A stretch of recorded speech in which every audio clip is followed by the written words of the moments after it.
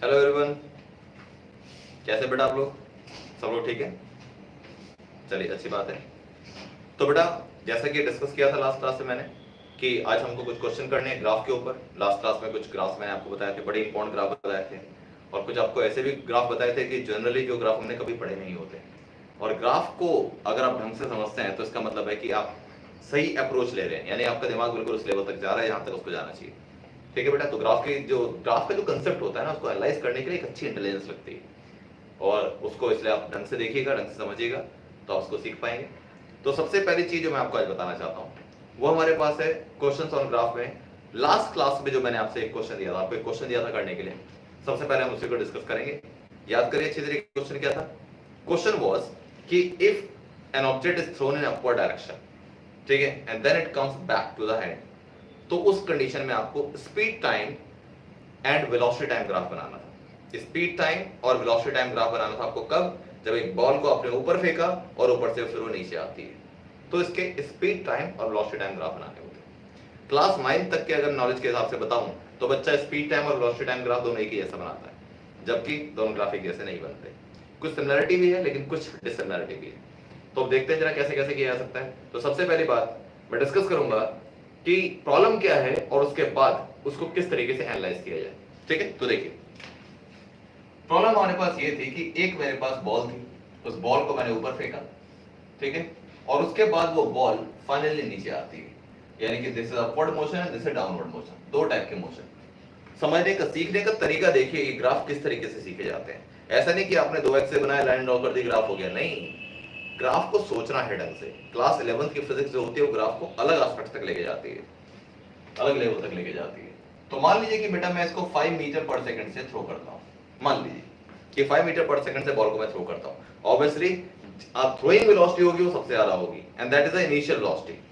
To 5 metre per second से मैंने इसको थ्रो किया, तो फिर यहाँ 4 हो गया, फिर यहाँ 3, फिर यहाँ 2, फिर यहाँ 1 और फिर यहाँ 0। टॉप पॉइंट पर, हाईएस्ट पॉइंट पर जाके वेलोसिटी 0 हो जाती है। अब उसके बाद क्या हुआ? ऊपर से जब नीचे आएगी तो क्या होगा? 1 second, 2 second, 3 second, 4 second, 5 second, exactly 5 second में इसको वापस आना है। अब इनकी स्पीड क्या क्या होगी? क्योंकि बॉल की स्पीड पहले 5 4 3 2 1, यहाँ 5 मीटर पर सेकंड थी, मैं लिख देता हूँ यहाँ, here the speed of ball is 5 metre per second. इस पॉइंट पर थी, मान लिया 4 मीटर पर सेकंड, लिखा है यहाँ पे मैंने, ये जो लिखे ना 4 3 2 1 0, ये मीटर पर सेकंड है, स्पीड है। और अगर मैं टाइम की बात करूं तो टाइम यहाँ पे था 0 सेकंड, यहाँ पे टाइम 1 सेकंड, 2 सेकंड बाद ये हुआ, 3 सेकंड बाद ये हुआ, 4 सेकंड बाद ये हुआ, और 5 सेकंड बाद बॉल रुक जाती है। फिर जब ऊपर से नीचे आती है तो क्या होता है? 5 सेकंड तो ये हो गए, 6 सेकंड बाद यहां पहुंचेगी बॉल। ध्यान रखना, इसके बाद ये 1 सेकंड नहीं होगा, 6 सेकंड होगा। 1 2 3 4 5, देन 6 सेकंड बाद यहां 7 second, 8 second, 9 second and 10 second बाद बॉल यहां पहुंच जाएगी।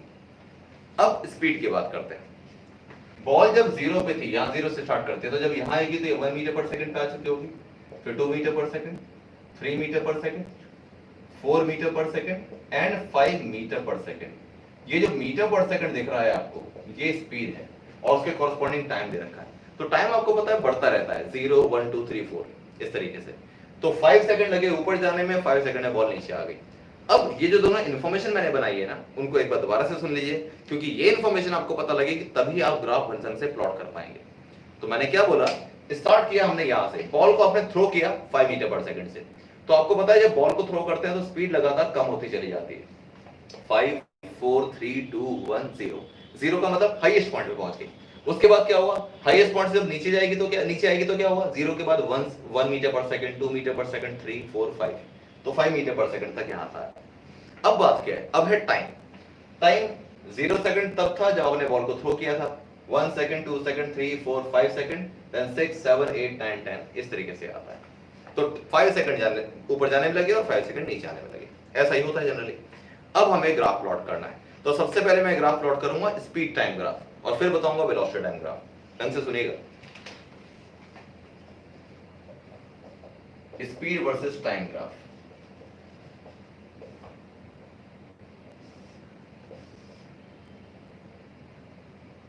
One two three four five, 5 से ज्यादा स्पीड नहीं थी, 5 से तो ज्यादा स्पीड नहीं थी, तो 1 2 3 4 5 तक हो गया, ठीक है। टाइम में कहां से कहां तक लगाऊंगा, 1 सेकंड 2 3 4 5 6 7 8 9 10 सेकंड तक का टाइम लगा हमको, ठीक है। अब देखो बच्चे, अब क्या होता है, आपको इस इंफॉर्मेशन के हिसाब से ग्राफ बनाना है। तो पहले इंफॉर्मेशन मेरे पास क्या थी, इंफॉर्मेशन ये थी कि जब टाइम 0 था तो उस टाइम 5 मीटर पर सेकंड थी स्पीड। तो 0 सेकंड ये रहा, this is time in seconds यहां पर, और ये हो गया हमारे पास स्पीड, और स्पीड किसमें है, मीटर पर सेकंड में, मीटर पर सेकंड स्पीड में। तो टाइम जब 0 था तो उस 0 टाइम के ऊपर स्पीड कितनी थी, 0 टाइम पर 5 मीटर पर सेकंड थी, तो 0 सेकंड पे 5 मीटर पर सेकंड यहां जाता है, यानी ग्राफ शुरू होगा इस पॉइंट से 5 मीटर पर सेकंड से, क्योंकि 0 जब टाइम था तो 5 मीटर पर सेकंड स्पीड थी। अब देखो आगे, 1 सेकंड जब था टाइम तो 4 मीटर पर सेकंड, 1 सेकंड पे 4 मीटर पर सेकंड यहां आ गया, 2 सेकंड पे 3 मीटर पर सेकंड, तो 2 सेकंड पे 3 मीटर यहां आ गया, फिर 4 सेकंड पे 2 आ गया, सॉरी 3 सेकंड पे 2 आ जाएगा, 4 सेकंड पे 1 आ जाएगा, और 5 सेकंड पे 0, ये लिखा है यहाँ पे। तो इसके हिसाब से मैंने एक ग्राफ बनाया। तो इसको अगर मैं, अब ये तो हमारे पास 5 सेकंड तक हो गया, अब बात करते हैं 6 सेकंड में क्या हुआ। 6 सेकंड में स्पीड हो गई अगेन 1 मीटर पर सेकंड, तो 6 सेकंड बाद स्पीड हो जाएगी 1 मीटर पर सेकंड, ये लिखा है 1 मीटर पर सेकंड। 7 सेकंड पे 2 मीटर पर सेकंड हो गई, 8 सेकंड पे 3 मीटर पर सेकंड, 9 पे 4 मीटर पर सेकंड, और 10 पे 5 मीटर पर सेकंड, ये आया। तो अब ग्राफ कैसे बना,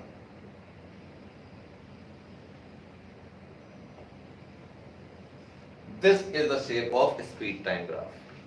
पता है क्या होता है, हो सकता है आपने भी ये गलती करी हो, मैक्सिमम लोग क्या गलती करते हैं, इतने सालों से मैं क्लास 11 12 पढ़ा रहा हूं, और मैंने देखा है कि अक्सर ये क्वेश्चन पहली बार जब बच्चा करता है तो उसका ग्राफ 90% बच्चे क्या बनाते हैं, 90% इसी क्वेश्चन का ग्राफ बच्चे यूं बनाते हैं। हो सकता है कि आप में से भी कुछ लोगों ने बनाया होगा। पता है क्यों, बच्चों को ये लगता है कि बॉल को ऊपर फेंका तो ग्राफ ऊपर जाएगा, बॉल नीचे आ रही है तो ग्राफ नीचे जाएगा। यही तो रॉन्ग है, ग्राफ उल्टा है बिल्कुल। तो आपने अगर ये ग्राफ बनाया 0, ग्राफ वो बनना है, और मैंने लॉजिक भी बता दिया कैसे बन रहा है। ऐसा नहीं कि मैं अपने हिसाब से कुछ भी कह दूंगा, नहीं भाई, पूरी कंडीशन मैंने आपको बताई है और उस कंडीशन के हिसाब से ग्राफ प्लॉट किया है। जैसे आप x और y के बीच में आते हैं तो ग्राफ ही बनता है।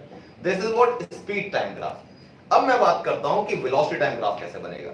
ये थोड़ा सा और ट्विस्टेड है, ध्यान से देखना, मुश्किल नहीं है, हल्का सा ट्विस्ट है, देखते हैं। वेलोसिटी टाइम ग्राफ के लिए क्या करना होगा, मैं इसी क्वेश्चन में अगर आपको, या चलो यहां पे अगले से आपको वेलोसिटी टाइम ग्राफ दिखाऊंगा, लेकिन क्या समझना पड़ेगा उससे पहले आपको ये समझना पड़ेगा कि स्पीड और वेलोसिटी में डिफरेंस क्या होता है। Speed is a scalar quantity and velocity is a vector quantity. तो वेलोसिटी अगर वेक्टर क्वांटिटी है तो इसका मतलब है कि वो साइन कन्वेंशन आएंगे, यानी कि वो पॉजिटिव और नेगेटिव दोनों हो सकती है। तो ऊपर जाने वाले साइन को अगर हम पॉजिटिव मान ले तो नीचे आने वाले को नेगेटिव मानेंगे। दो डायरेक्शन हो गई ना, अपवर्ड एंड डाउनवर्ड। तो अगर अपवर्ड वाली डायरेक्शन को आप पॉजिटिव मानते हैं, जिधर बॉल को आपने इनिशियली फेंका है, ऐसे मानते हैं जनरली, तो वापस आने वाली डायरेक्शन को आपको नेगेटिव मानना पड़ेगा। तो this direction is positive and this direction, जो बॉल नीचे आ रही है उस डायरेक्शन को नेगेटिव मान लेते हैं। टाइम सिर्फ पॉजिटिव होता है, स्केलर क्वांटिटी है, लेकिन वेलोसिटी नेगेटिव हो सकती है। तो अगर मैं इसी क्वेश्चन के अंदर वेलोसिटी को देखूं तो क्या होगा, टाइम इज इक्वल टू 0 पे 5 metre per second positive, 4 metre per second positive, 3 metre 2 metre 1 0, ठीक है। लेकिन जब वापस आएगी तो time is equal to 6 second पे -1 मीटर पर सेकंड, डायरेक्शन बदल गई तो स्पीड की जगह वेलोसिटी आएगा तो 1 -1 हो जाएगा। इसी तरीके से -2 मीटर पर सेकंड, -3 -4 एंड -5। ऊपर जाने के लिए +5 +4 +3 +2 +1 0, और नीचे आने के लिए -1 -2 -3 -4 -5। डायरेक्शन बदल गई तो साइन कन्वेंशन बदल जाएगा। अब ये साइन कन्वेंशन जब बदल गया तो उसके हिसाब से अब ग्राफ क्या प्लॉट होगा, देखो मैं इसी ग्राफ में आपको दिखा देता हूं कि वेलोसिटी टाइम ग्राफ क्या बनेगा। देखो मैं इस पार्ट को मिटा देता हूं, ये पार्ट, वो तो स्पीड टाइम था। अब देखिए, अब होगा ये कि जरा ग्राफ के हिसाब से चलो। टाइम 0 था तो 5 मीटर पर सेकंड, वो बना रखा है हमने, 0 टाइम पे 5 मीटर पर सेकंड, 1 सेकंड पे 4 मीटर पर सेकंड, 2 सेकंड पे 3 सेकंड पे 4 सेकंड पे 1 मीटर पर सेकंड, 5 सेकंड पे 0। यहां से यहां तक तो सब कुछ सही है। अब आगे देखो यहां क्या होगा। जब टाइम 6 सेकंड होता है तो स्पीड होती है, वेलोसिटी होती है -1 मीटर पर सेकंड। अब -1 कहां आएगा, तो ग्राफ को नीचे बनाना पड़ेगा। -1, -2, -3, -4 एंड -5 यहां तक आएगा। तो 6 सेकंड के बाद आपको बनाना है -1 और 6 सेकंड के बाद अगर आप -1 बनाते हैं तो -1 आएगा यहां 6 सेकंड एंड -1 तो लाइन आएगी यहां, ये पॉइंट बनेगा। 7 सेकंड पे स्पीड थी वेलोसिटी थी -2 मीटर पर सेकंड, 7 सेकंड पे -2 मीटर पर सेकंड। 8 सेकंड पे -3, फिर 9 सेकंड पे -4 और 10 सेकंड पे -5 ये था। तो अब ये ग्राफ बनता है ऐसे, इसको ठीक से बनाएंगे बिल्कुल सी स्ट्रेट लाइन बनेगी। मतलब जब ये ग्राफ स्पीड टाइम था तो ग्राफ ऐसे करके ऊपर गया क्योंकि उसमें स्पीड नेगेटिव नहीं हो सकती, और वेलोसिटी टाइम ग्राफ था तो यहां तक ऐसे और यहां तक ऐसे, इधर हो गई पॉजिटिव सारी वेलोसिटी, इधर हो गई नेगेटिव वेलोसिटी। तो बिल्कुल सीधी बात है, आप सोच के देखिए नंबर लाइन पे क्या होता है, +5 +4 +3 +2 +1 0, देन -1 -2 -3 -4।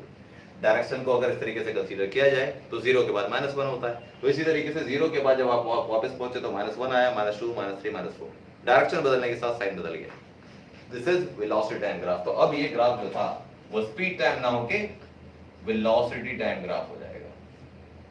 ये बात ध्यान रखनी है, ग्राफ ऐसे बनता है और ऐसे सोचना होता है।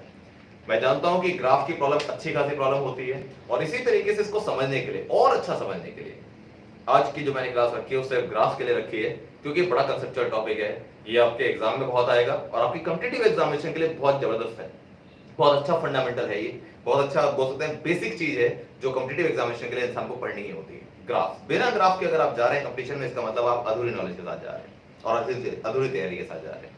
तो इसलिए आज की क्लास फुल्ली डेडिकेटेड होगी सिर्फ ग्राफ्स के लिए, तो ढंग से सुनिएगा।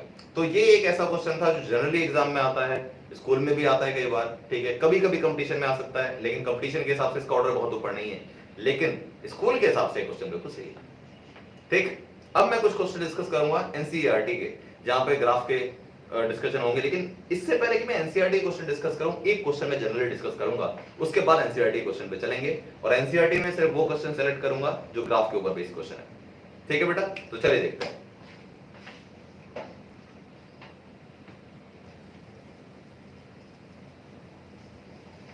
जैसे कि पहले मैं आपसे प्रॉमिस कर चुका हूं कि काइनेमेटिक्स का पढ़ने का तरीका ये होगा कि हम जो टॉपिक पढ़ेंगे सबसे पहले उसके क्वेश्चन आंसर करेंगे।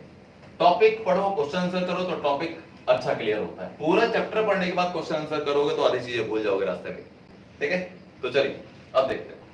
एक क्वेश्चन मैं आपको दे रहा हूं, ये क्वेश्चन आपके लिए फिलहाल, हालांकि ये अगली क्लास के लिए नहीं होगा, इसी क्लास में आपको एक क्वेश्चन मैं थोड़ा सा टाइम दूंगा आपको सॉल्व करने के लिए, फिर मैं इसका आंसर बताऊंगा और देखते हैं कि आपकी सोच मेरी सोच से मिल पा रही है कि नहीं। ठीक है, तो चलो देखते हैं। हमारे पास कुछ ग्राफ्स है ऐसे।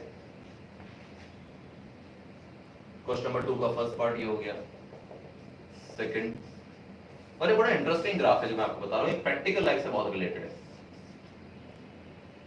और एक तीसरा ग्राफ,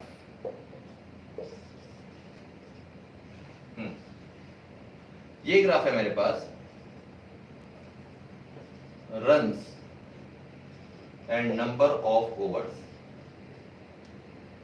क्रिकेट मैच के अंदर नंबर ऑफ ओवर्स और रन्स के बीच का ग्राफ है। ग्राफ ऐसा चलता है, ठीक है, ओके। दूसरा ग्राफ है मेरे पास, हाइट, ईयर्स और टाइम। आपकी हाइट और ईयर या टाइम के बीच का ग्राफ, तो वो कुछ ऐसा बना।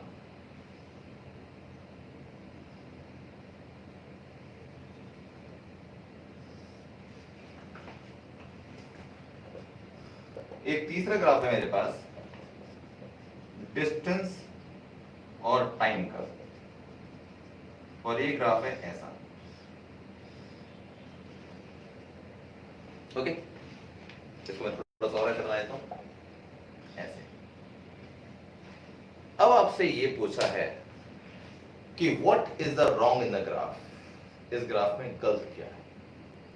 पहले तो ये देखना है आपको कि इन तीनों में से क्या कोई ग्राफ पॉसिबल है या क्या कोई ग्राफ नॉट पॉसिबल है, और जो नॉट पॉसिबल है उसका रीजन बता रहा है कि why these graphs are not possible. ठीक है, कोई भी ग्राफ, पहले आपको देखना है कि which graph is possible, which graph is not possible, और जो पॉसिबल नहीं है उसका रीजन बताना है कि वो पॉसिबल क्यों नहीं है। ठीक है, सोचिए, फिर ऐसा ही क्वेश्चन एनसीईआरटी करेंगे, एनसीईआरटी में भी एक ऐसे क्वेश्चन दे रखा है, ट्राई करिए। आपको मैं टाइम दे रहा हूं सोचने के लिए 20 सेकंड्स, 20 सेकंड्स बहुत है इस क्वेश्चन के लिए, सोचिए।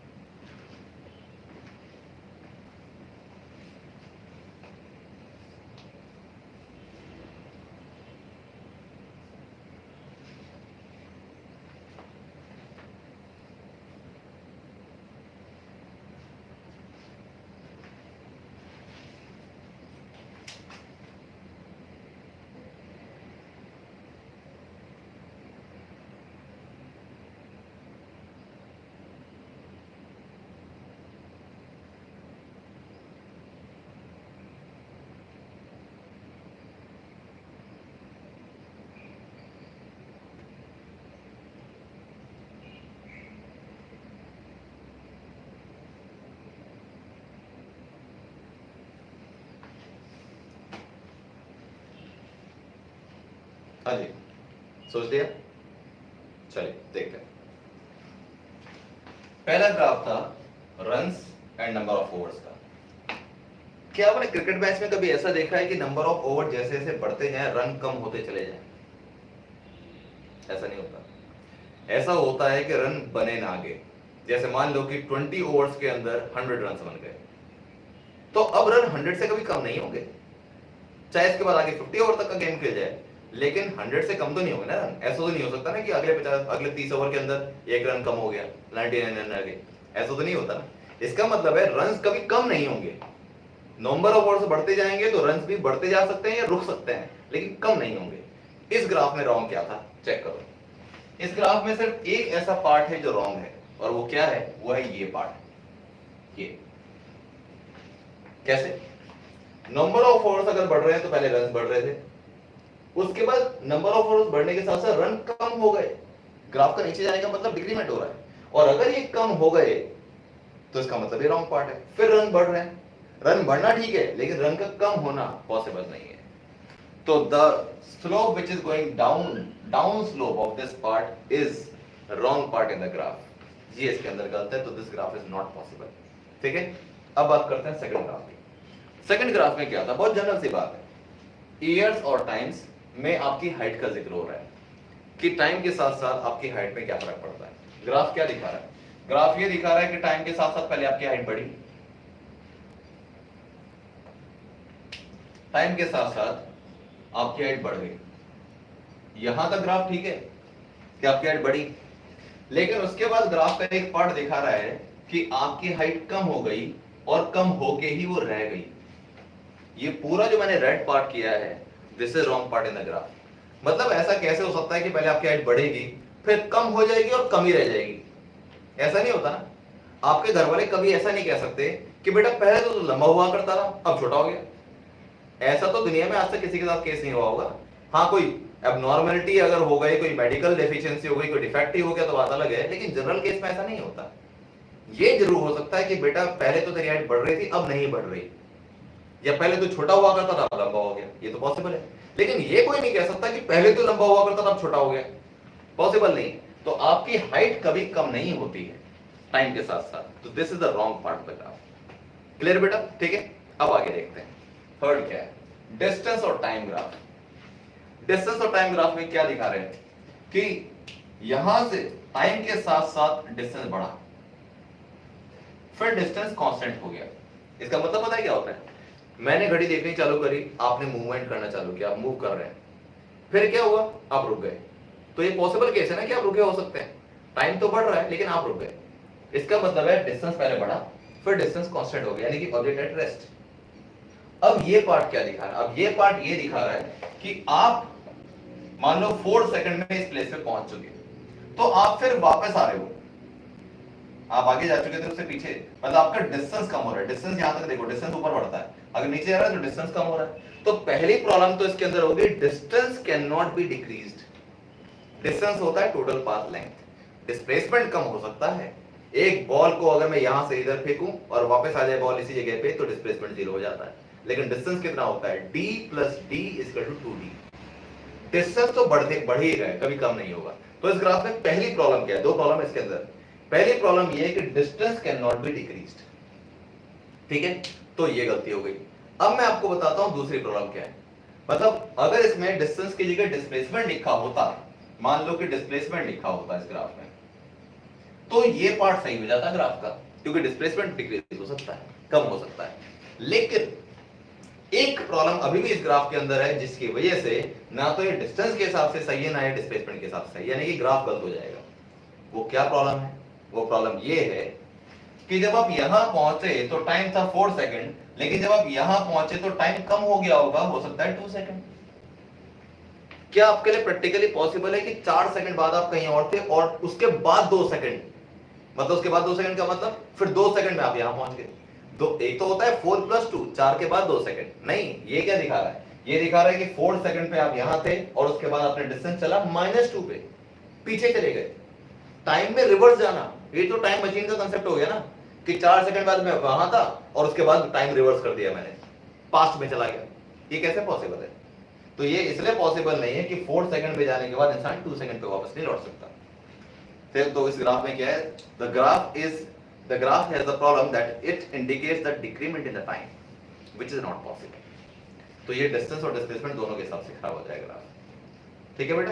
तो ध्यान रखना, टाइम पीछे नहीं जा सकता, आगे बढ़ गया तो पीछे नहीं जा सकता टाइम, ठीक है। आगे बढ़ सकता है, 4 के बाद 4.1 आ सकता है, लेकिन 4 के बाद 3.9 नहीं आ पाएगा, ये चीज है, ठीक है, इसका ध्यान रखिएगा। अब बात करते हैं, ये तो हमारे पास 3 ग्राफ हो गए। अब ऐसे ही क्वेश्चन मैं आपको कराता हूं एनसीईआरटी का। एनसीईआरटी में आपको क्वेश्चन नंबर बता रहा हूं, मैं ग्राफ बता रहा हूं, सोचिएगा उसके बारे में और फिर उसके बारे में डिस्कस करेंगे, ठीक है। ढंग से बेटा, आज की क्लास बड़ी इंपॉर्टेंट है, बहुत ध्यान से देखना सारे question.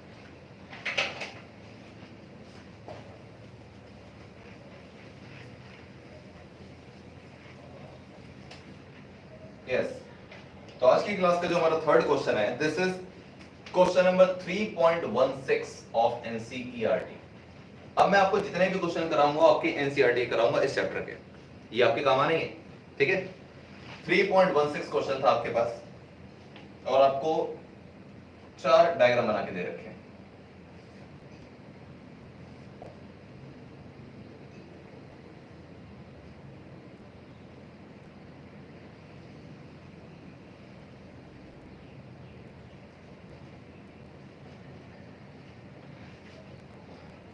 Second graph,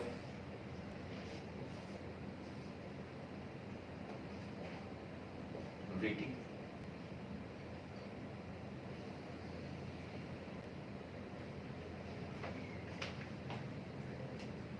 third part,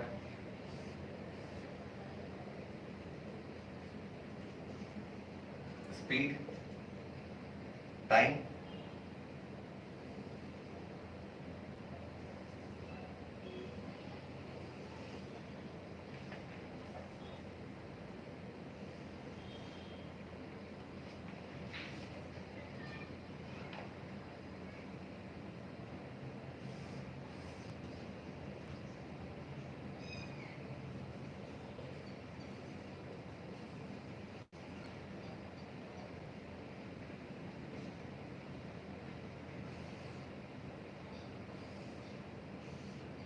yes. ये बेटा आपको 4 ग्राफ दे रखे हैं, ठीक है। और आपसे क्या पूछा है, मैं क्वेश्चन पढ़ के सुना रहा हूं आपको। क्वेश्चन में लिखा है, look at the graphs carefully and state with reason which of these cannot possibly represent one dimensional motion of the particle। one dimensional motion of the particle, देखो वन डायमेंशनल मोशन किसे बोलते हैं, पहले मैं आपको सिंपल बता दूं, हालांकि इसको अगर आप नहीं भी जानेंगे तो भी आप इस ग्राफ के बारे में बता सकते हैं। वन डायमेंशनल मोशन का मतलब होता है कि if an object is moving along X axis, along Y axis और अलोंग जेड एक्सिस, कोई भी चीज अगर सीधी चल रही है, सिर्फ सीधी, एक्स पे सिर्फ वाई पे सिर्फ जेड एक्सिस पे, तो उसको बोलते हैं वन डायमेंशनल मोशन। ये इसका मतलब होता है। हालांकि इसको अगर आप नहीं भी जानेंगे तब भी आप इनके बारे में बता सकते हैं। आपको बेसिकली अब सिंपल सीधी भाषा में मैं आपको बता देता हूं। आपसे ये पूछा है कि इन चारों में से कौन सा ग्राफ पॉसिबल नहीं है, कौन सा ग्राफ पॉसिबल नहीं है, वो आपको सोचना है। अब मैं आपको कोऑर्डिनेट्स बता देता हूं कि जो आपका फर्स्ट पार्ट है इसमें लिखा है xt, यानी कि डिस्प्लेसमेंट टाइम ग्राफ। ठीक है, राइट। xt को आप डिस्टेंस टाइम भी मान सकते हो, तो मैं कहता हूं डिस्टेंस डिस्प्लेसमेंट कुछ भी मान लो, ठीक है। ये ग्राफ है vt वेलोसिटी टाइम ग्राफ, ठीक है, speed time graph and this is total path length and time. Total path length को हम डिस्टेंस ही कहते हैं, टोटल पाथ लेंथ जो है वो डिस्टेंस होता है, ठीक है बेटा, राइट। अब आपको इन चारों में से बताना है कि out of these four which graph is not possible and why. और इसके लिए मैं आपको दे रहा हूं 30 सेकंड्स का टाइम। अगले 30 सेकंड के अंदर चारों के आपको आंसर मुझे बताने हैं, फिर मैं आपको बताऊंगा एंड देन विल डिस्कस कि क्या सही है क्या गलत है, ठीक है। चलिए ट्राई करिए 30 seconds. Question is from NCERT और ऐसे क्वेश्चन एग्जाम में आते रहते हैं।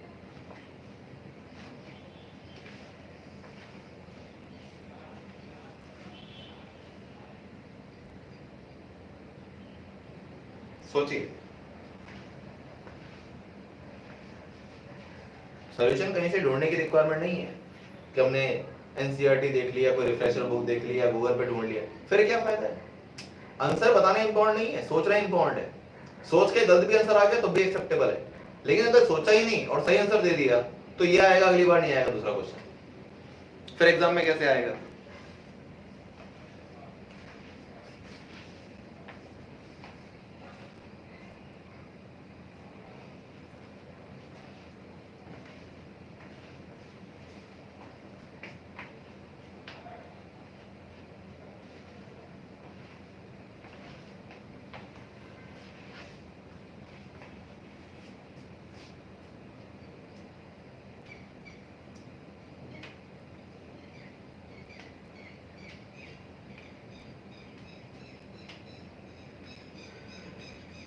हाँ जी, रेडी,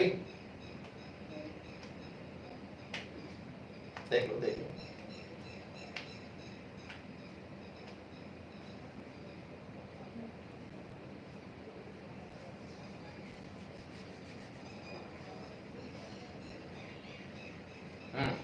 चलिए अब देखते हैं पहला ग्राफ। अगर मैं डिस्टेंस टाइम के हिसाब से मानूं तो आपके दिमाग में पहली बात यह जाती है कि भाई यहां से यहां तक क्या हुआ, एक्चुअली ग्राफ ऐसे जा रहा है, ऐसे यहां से ऐसे घूम के ऐसे, मैटर नहीं करता, उल्टा भी जाएगा तब भी कोई बात नहीं। ये दिखा रहा है कि सबसे पहले डिस्टेंस बढ़ गया और उसके बाद वापस ग्राफ आने का मतलब है डिस्टेंस कम होता जा रहा है। भाई डिस्टेंस अगर कम हो रहा है तो ग्राफ ये पॉसिबल नहीं है, because distance can not B decreased. लेकिन चलो मान लेता हूं कि डिस्प्लेसमेंट टाइम ग्राफ था कि वो डिक्रीज भी हो सकता है, डिस्प्लेसमेंट डिक्रीज हो सकता है, वो जीरो हो सकता है, लेकिन फिर भी इस ग्राफ में क्या प्रॉब्लम है, इस ग्राफ में पॉसिबल ये आपके पास है कि एक पॉइंट में ये सिलेक्ट करता हूं और एक पॉइंट ये सिलेक्ट करता हूं, जरा चेक करो और जरा एक टाइम देखना। मान लो ये पॉइंट P है, ये पॉइंट Q है और यहां पे टाइम है 2 सेकंड का, तो कोई ऑब्जेक्ट 2 सेकंड पे Q पॉइंट पर भी है और P पॉइंट पर भी है। ऐसा कैसे पॉसिबल है कि एक ही टाइम पर कोई एक ऑब्जेक्ट दो डिफरेंट पोजीशन पे हो सकता है? नहीं हो सकता ना भाई। मूवी में हमने देखा डबल रोल में ऐसा हो जाता है कई बार, लेकिन नॉर्मली तो ऐसा पॉसिबल नहीं ना। मैं आपको बोलूं कि आप अपने घर पे भी बैठे और अपने दोस्त के घर पे भी बैठे इस टाइम पर, ये कैसे पॉसिबल है? दोनों चीज एक साथ नहीं हो सकती ना। At the same time we can not have two different positions of the object. और भी बहुत सारे तरीके हैं इसको गलत प्रूव करने के। यहां से अगर ये पीछे की ओर जा रहा है तो इसका मतलब टाइम आगे बढ़ के फिर पीछे जा रहा है। यहां पे क्या हुआ, पहले टाइम बढ़ा, फिर पीछे जा रहा है टाइम और फिर नेगेटिव में चला गया। That means time is going in reverse direction.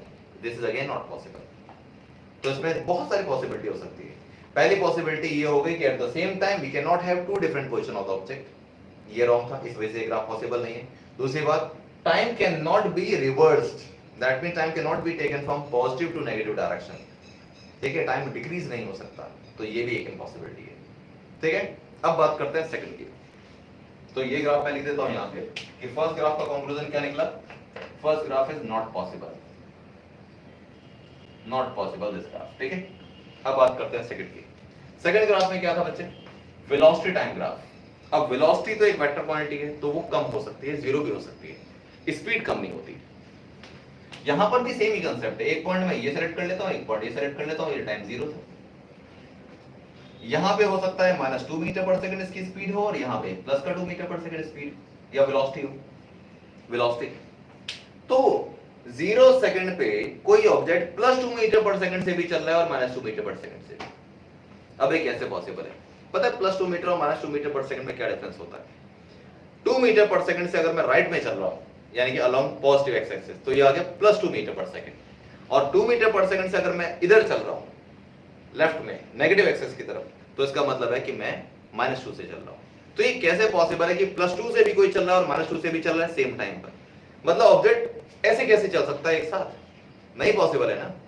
आप एक ही टाइम पे गाड़ी को आगे और पीछे दोनों नहीं चला सकते। तो इसका मतलब ये हो गया कि because at the same time there are two different velocities of the object which is not possible. Same time पे दो डिफरेंट वेलोसिटीज थी इसलिए पॉसिबल नहीं है। ठीक है, नॉट पॉसिबल, नॉट पॉसिबल। अब बात करते हैं इसकी स्पीड टाइम। अब स्पीड है तो इसका मतलब है वेलोसिटी नहीं है ना, तो इसका मतलब है कि speed can not be negative but velocity can be negative. तो अब देखना है क्या इस ग्राफ में नेगेटिव स्पीड तो नहीं हो रही कहीं ऊपर की ओर। इसके अगर आप ऊपर चलते हो तो सारा कुछ क्या है पॉजिटिव, और इसके अगर नीचे चलते हो तो सारा कुछ है नेगेटिव।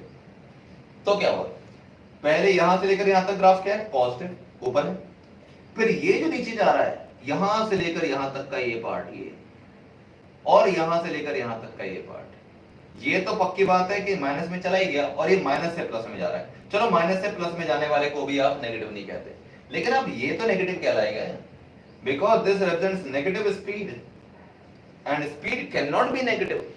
स्पीड क्योंकि नेगेटिव हो ही नहीं सकती है, ग्राफ ऊपर ऊपर अगर चलता ना तो पॉसिबल। स्पीड ऐसे ऐसे करके चलती, जीरो भी हो सकती है स्पीड, लेकिन नेगेटिव कभी नहीं हो सकती। स्केलर क्वांटिटी है, स्केलर चीज नेगेटिव होती नहीं। तो इसका मतलब ये हो गया कि यहां से लेकर यहां तक this graph is not possible as the speed is negative, as speed can not be negative, can't be negative. ये हो गया। अब बात करते हैं इसकी last graph, total path length and time के बीच का graph. Total path length and time. Total path length में क्या हुआ, आपने टोटल पाथ लेंथ का मतलब होता है डिस्टेंस, ध्यान रखिए ग्राफ डिस्टेंस का। अब आपको खुद पता लग जाएगा डिस्टेंस बढ़ तो सकता है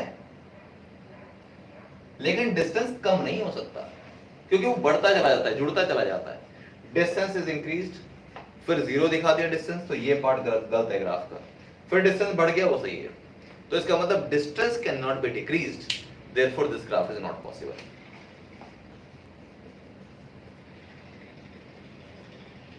नॉट पॉसिबल, ठीक है।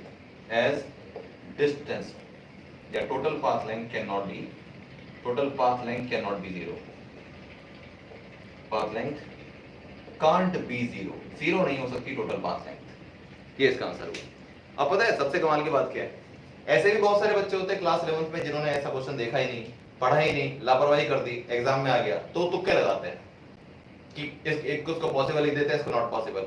अब ये सोच के देखिए कि कितना स्पेशल ये क्वेश्चन था, इसमें सबका आंसर ही नॉट पॉसिबल है, जबकि जो तुक्का लगाने वाला हो कम से कम एक तो पॉसिबल लिखेगा। कोई भी तुक्का लगाने वाला इंसान ऐसा नहीं हो सकता जो ये कह देगा कि सारी पॉसिबल नहीं है। वो ये कह सकता है कि ये पॉसिबल है वो नहीं है, ये पॉसिबल है वो नहीं है। हो सकता है 3 पॉसिबल और 1 इम्पॉसिबल दिखा दे, हो सकता है 3 इम्पॉसिबल और 1 पॉसिबल दिखा दे, कुछ भी हो सकता है, लेकिन चारों इम्पॉसिबल तुक्का लगाने वाला भी नहीं करता। तो ये ग्राफ ये उसका गलती होता है, ठीक है। तो इसलिए ध्यान रखें कि तुक्के नहीं लगाने। क्लास 11th में क्वेश्चन ऐसे आएंगे जब तुक्के लगेंगे ही नहीं। इतनी बड़ी किस्मत लेके कोई पैदा नहीं हुआ होता कि उसके सारे तुक्के बिल्कुल सारे सही जाएंगे। 9 10 तक हो जाते हैं, 11th में नहीं होते तुक्के सही, ठीक है बेटा। अगर तुक्के सही होते तो बच्चे कॉम्पिटिटिव एग्जामिनेशन नहीं निकालते क्या फटाफट, तुक्के नहीं चल पा रहे। इसका मतलब क्वेश्चन में कुछ तो ऐसा ट्विस्ट होता होगा ना कि बच्चा तुक्का लगा के भी सही नहीं कर पा रहा उसको, ठीक है।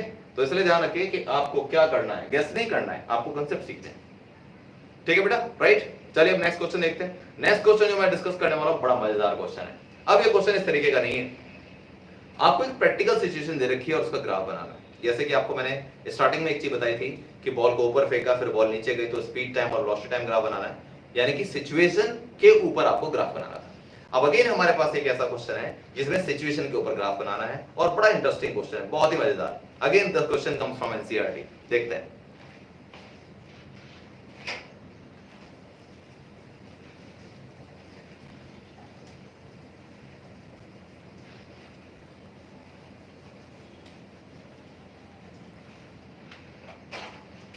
हाँ जी, तो नेक्स्ट क्वेश्चन जो मैं आपसे डिस्कस करना चाहता हूं वो क्वेश्चन आपका है question number 3.3 NCERT question number 3.3 question में पढ़ूंगा आपके लिए, एनालाइज करेंगे उसको ढंग से। क्वेश्चन नंबर 3.3 ऑफ एनसीईआरटी, इसमें ये लिखा है a woman starts from her home at 9 AM, walks with a speed of 5 kilometre per hour. अभी मैं कुछ बता रहा हूं, जनरली समझ लो, फिर इसका हम ग्राफ प्लॉट करेंगे, ठीक है। रिपीट कर रहा हूं, a woman starts from her home at 9 AM, walks with a speed of 5 kilometre per hour on a straight road up to her office 2.5 kilometer away, stays at the office up to 5 PM and returns home by an auto with a speed of 25 km per hour. Choose suitable scales and plot the XT graph. सबसे important बात होती है graph किस किस के पीछे बनाना है, XT यानी कि डिस्टेंस टाइम ग्राफ बनाना है। बेसिकली डिस्टेंस ना होकर डिस्प्लेसमेंट होगा, ठीक है, ऑफ मोशन। अब सिचुएशन क्या है, सिचुएशन ये है कि एक जो लेडी है वो अपने घर से ऑफिस के लिए निकलती है, ऑफिस में रुकती है और फिर वो वापस आती है। आपको इसका distance time graph, displacement time graph बनाना है, ठीक है। तो अब सिचुएशन समझते हैं।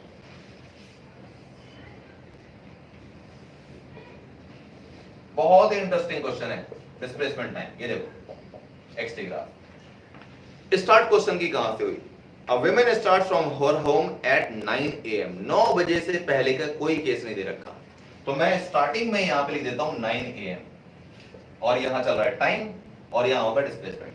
9 AM पे अपने घर से निकलती है, उससे पहले क्या हो रहा है कुछ नहीं दे रखा क्वेश्चन में, तो उससे पहले कुछ बनाएंगे नहीं।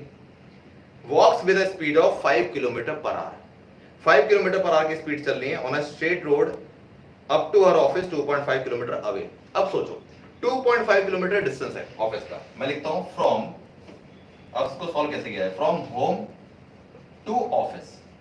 क्या क्या पता है, डिस्टेंस कितना है 2.5 किलोमीटर, स्पीड क्या थी 5 किलोमीटर पर आवर। अगर मुझे डिस्टेंस और स्पीड पता है तो क्या मैं टाइम निकाल सकता हूं कितने बजे ऑफिस पहुंच जाएगी, निकाल सकते हैं। ध्यान रखना, she moves with a constant speed, that means there is no concept of acceleration, equation of motion नहीं लगेगी, simple, speed is equal to distance upon time. तो चलो जी लगाते हैं, speed is equal to distance upon time. ये आपको time निकालना है बेसिकली यहाँ पे, तो time is equal to distance upon speed कर देते हैं। तो डिस्टेंस कितना था, वो था 2.5 किलोमीटर, स्पीड कितनी थी 5 किलोमीटर पर आवर, तो कितना आ गया 0.5 आवर, 2.5 अपॉन 5 0.5 आवर आता है। 0.5 आवर का मतलब कितना हुआ, आधा घंटा, और आधे घंटे को लिखते हैं हम 30 मिनट्स। इसका मतलब ये हुआ कि वो अपने ऑफिस में 30 मिनट बाद पहुंच जाती है, और 30 मिनट बाद अगर अपने ऑफिस पहुंचती है तो 9 बजे से अगर चलती है तो 9:30 अपने ऑफिस पहुंच जाएगी। तो मैं यहां लिखूंगा 9:30 AM, और ऑफिस पहुंचने का यहां लिखता हूं, ऑफिस कितनी दूर था 5 kilometre per our, sorry office था 2.5 किलोमीटर, तो यहां मैं लिखूंगा 2.5 किलोमीटर। 2.5 किलोमीटर पे ऑफिस था और 9:30 पे अपने ऑफिस पहुंच गई। तो ये बन गया इसका एक्सेस, और ये चला ग्राफ, ये बना डिस्प्लेसमेंट टाइम ग्राफ कि 9 AM पे उसने स्टार्ट किया, 5 किलोमीटर 2.5 किलोमीटर उसको जाना है, और 5 किलोमीटर पर आवर से गई तो आधे घंटे बाद ऑफिस पहुंच गई। आधे घंटे बाद अगर ऑफिस पहुंची तो इसका मतलब 9:30 पे शी रीच ऑफिस, ठीक है बेटा। तो 2.5 किलोमीटर पे अपने ऑफिस पहुंच गई। अब इसके बाद क्या हो रहा है आगे सुनिए। इसके बाद क्वेश्चन में लिखा था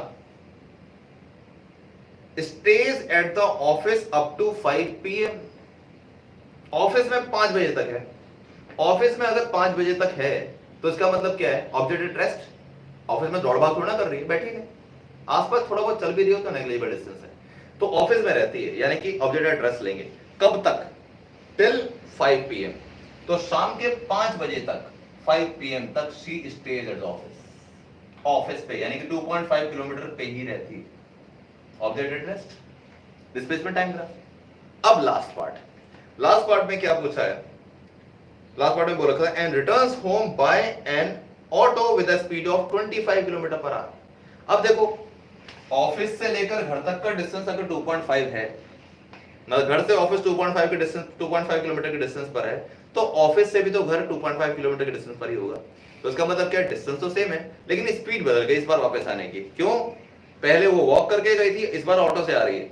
तो अगर ऑटो से आ रही है और ऑटो की स्पीड आपको दे रखी है 25 किलोमीटर पर आवर, तो अब मैं लिखता हूं सेम चीज, मैं लिखता हूं, चलो यहां लिख देता हूं from office to home, time is equal to distance upon speed. Distance तो 2.5 ही चलना है, लेकिन स्पीड है 25 किलोमीटर पर आवर, तो 2.5 अपॉन दिस इज 1/10, 1/10 आर, मिनट में चेंज करोगे तो 60/10, यानी कि 6 मिनट्स आ जाएंगे। 6 मिनट बाद वो घर पहुंच जाती है। अब 6 मिनट बाद का मतलब 5 बजे अगर अपने ऑफिस से निकली तो अपने घर पहुंचेगी 5:06 पर, यानी कि यहां मैं लिखूंगा 5.06 PM, 5:06 पर वो अपने ऑफिस से घर पहुंच जाती है। और तब ये ग्राफ आएगा ऐसे। इस ग्राफ और इस ग्राफ में क्या डिफरेंस है, आपको एक चीज चेक करनी है।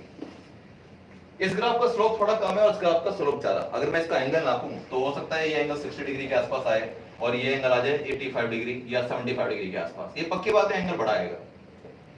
पता है एक्सटी ग्राफ में जितना बड़ा एंगल उसका मतलब क्या होता है, उसका मतलब होता है स्पीड ज्यादा है। और एक क्लियर पता है कि यहां से लेकर यहां तक जाने में इसको ये 5 किलोमीटर पर आवर से आती थी और वापस आने में ये 25 किलोमीटर पर आवर से आती है। तो whenever there is increment in the speed, the slope of the graph increases in displacement type graph. ये आपका क्वेश्चन है। तो सॉल्यूशन देखा, न्यूमेरिकल पार्ट भी सॉल्व करना था छोटा मोटा और उसके बाद सॉल्यूशन भी निकालना था यहाँ पे। ये बात क्लियर हो गई बेटा? ठीक है। एक थोड़ा सा क्वेश्चन है, मैं थोड़ा सा आपको बताऊं ये क्वेश्चन कौन सा है, इसको आप डिस्कस, इसको ट्राई करेगा और यही क्वेश्चन मैं नेक्स्ट क्लास में डिस्कस करूंगा। मतलब नेक्स्ट क्लास हमारी इसी क्वेश्चन से स्टार्ट होगी। बहुत ढंग से इस क्वेश्चन को आप सुनिए। ये क्वेश्चन क्या है, बहुत बढ़िया मनमोहक क्वेश्चन है। ये क्वेश्चन आपका है एनसीईआरटी का, again from NCERT back side. This question is 3.4 question का मीनिंग मैं आपको समझाऊंगा और नेक्स्ट क्लास में इसको हम डिस्कस करेंगे ग्राफ बनाना कैसे है, लेकिन आप ट्राई करिएगा उससे पहले।